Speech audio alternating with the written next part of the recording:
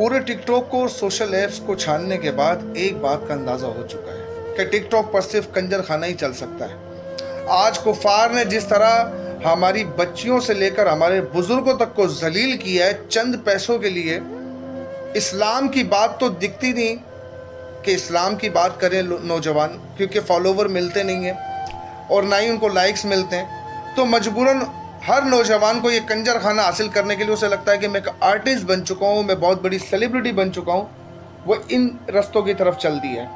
आज फ़लस्तीन का जुल्म दिखाने के लिए कोई आगे नहीं आ रहा, क्योंकि उनको पता है कि उनके अकाउंट्स बैन कर दिए जाएंगे, उन्हें वायलेशन मिल जाएगी। वो कहाँ पर जाएं और फिर हम कहाँ जाएं? सोचना ये कि वो तो अल्लाह के रास्ते पर जो कर रहे हैं वो तो कामयाब हो रहे हैं, लेकिन बर्बादी और रसवाई सिर्फ हमारे लिए है। आज चारों तरफ पर सिर्फ पैसे और मशहूरी का खेल है। हालांकि ये मशहूरी उन लोगों की भी कायम नहीं रही जिन्हें बचपन से हमने देखा। फिर एक मोबाइल ऐप के ज़रिए ये कैसे तस्वुर किया जा सकता है कि आप बहुत मशहूर हो चुके हैं? कुछ नहीं कर सकते तो कम से कम फ़लस्तीन के लोगों के लिए आवाज़ तो बनी जा सकता है ना। उनके लिए आवाज़ उठाएं इस वक्त और उन्हें हमारी ज़रूरत है।